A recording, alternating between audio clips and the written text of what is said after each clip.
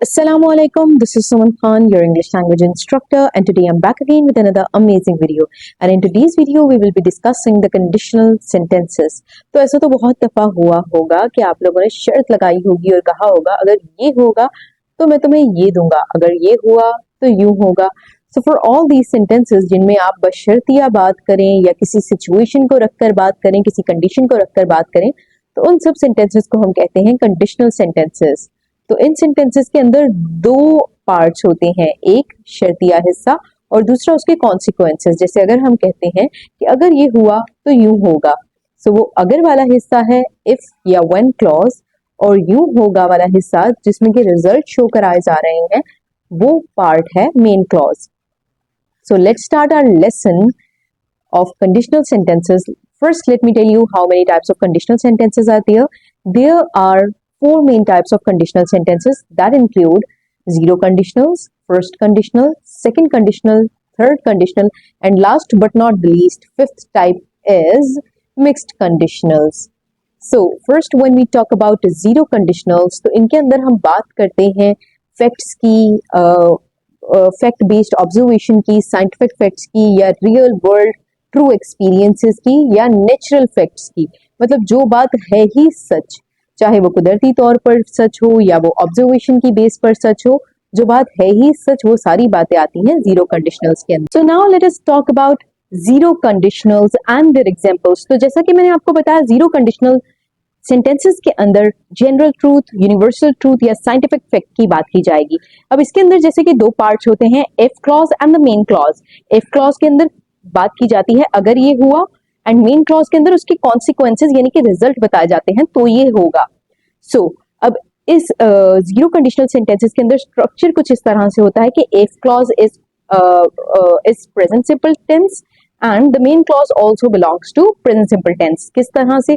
अगर मैं कहूं if the sun sets it gets dark, अगर सूरज गुरूब होता है तो अंधेरा छा जाता है. Both are present simple tenses. इनको मैं इस तरह से भी लिख सकती हूँ, it gets dark if the sun sets. पहले मैंने कहा था if the sun sets it gets dark, और अब मैंने कहा it gets dark if the sun sets. That means I swap the main clause with the if clause. You can also use this sentence as if की जगह हम when भी लगा सकते हैं. हम कह सकते हैं when the sun sets it gets dark, या it gets dark if the sun sets. The only difference is अगर आप if when clause पहले लिखते हैं तो आपको एक कॉमा लगाना पड़ता है दरमियान में और फिर आप main clause लिखते हैं. लेकिन अगर आप main clause पहले लिखते हैं तो वहां पर आप कॉमा नहीं लगाते. जैसे कि अगर मैं कहूं if you touch fire it burns, तो वहां पर मैं कहूंगी if you touch fire comma it burns. लेकिन अगर मैं कहूं it burns if you touch fire, तो वहां पर कोई भी कोमा नहीं आएगा. नेक्स्ट एग्जांपल, अगर आप पानी में बर्फ डालें ये तैरने लगती है. If you put ice in water it floats.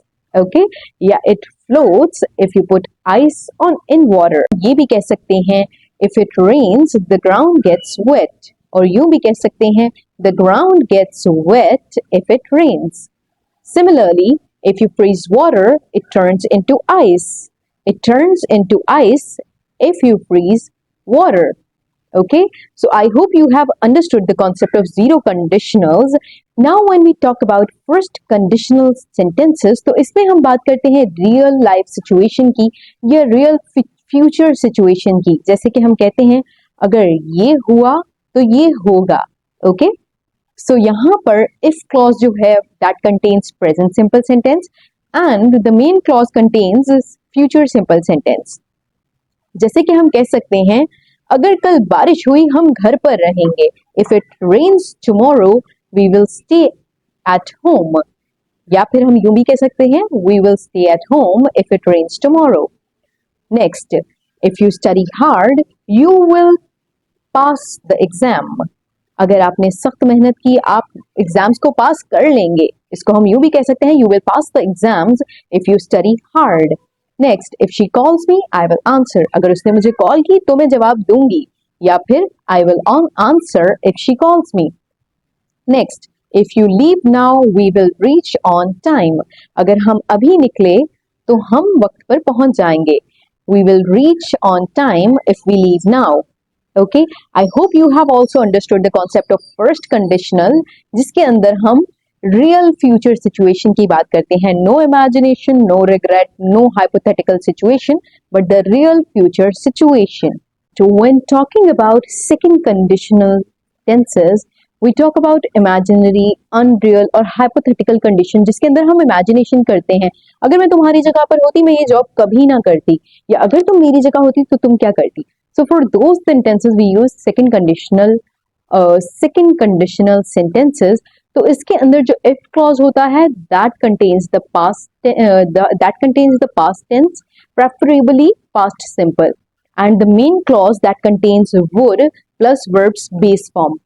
So how would we create these sentences? मिसाल के तौर पर अगर मैं कहूँ, अगर मैं एक परिंदा होती तो मैं दुनिया में उड़ती फिरती, ओके, या दुनिया में घूमती. So if I were a bird, I would fly around the world. Okay, इसको हम ऐसे भी पढ़ सकते हैं, I would fly around the world if I were a bird. Okay, इसके अलावा हम कह सकते हैं अगर उसके पास ज्यादा वक्त होता तो वो इंग्लिश सीख लेती. If she had more time, she would learn English. Next हम ये भी कह सकते हैं, जैसे कि अब आप यहाँ पर देख रहे हैं, हम जितनी भी बातें कर रहे हैं वो इमेजिनरी है, ख्याली है, कि होता तो होता, मतलब अगर ऐसा होता तो ही होता, मतलब there is no possibility, there is just an imaginary situation, unreal situation. इसी तरह से हम कह सकते हैं अगर वो लॉटरी जीत जाता, वो एक बड़ा मेंशन या एक बड़ा घर खरीदता. If he won lottery he would buy a mansion. Okay, इसी तरह से मैं कह सकती हूँ अगर तुम अमीर होते तो पूरी दुनिया खरीद लेते. If you were rich you would buy the world.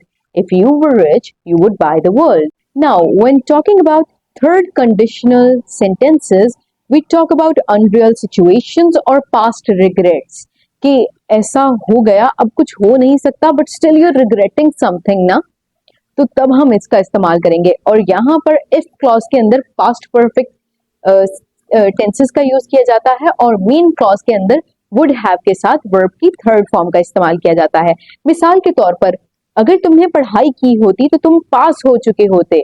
If you had studied hard और if you had studied you would have passed the exams. Okay, इसी तरह से हम कह सकते हैं अगर उन्होंने मुझे कॉल की होती तो मैं आती. If they had called me, I would have come. Okay? इसी तरह से हम कह सकते हैं अगर उन्होंने अच्छा प्लान बनाया होता तो वो कामयाब हुए होते. If they had planned well, they would have succeeded. Next, अगर मैं जल्दी उठती तो आज मैं लेट ना होती. If I had woken up early, I wouldn't have been late. I hope you have also understood the concept of third conditional sentences. Want you to create a sentence. अगर मैंने ये वीडियो पूरी देख ली होती तो मुझे conditional sentences अच्छे से समझ आ गए होते. But not the least, now we are talking about mixed conditionals. So mixed conditional sentences के अंदर होता क्या है, that we create a mixture of sentences. How?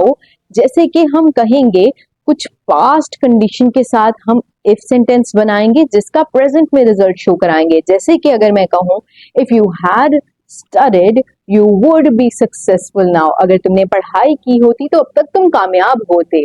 If I had studied medicine I would become a pharmacist next year, अगर मैंने medicine पढ़ी होती तो मैं अगले साल फार्मासिस्ट बन चुकी होती. I hope now you have understood the concept of conditional sentences clearly, and if you did, please don't forget to like, subscribe and share the video. And along with this, I know these sentences are going to help you in your spoken and IELTS or any sort of competitive exams. So even if you're a student of 9th or 10th grade, please don't forget to watch the video before you go for the exams. Thank you and have a great day.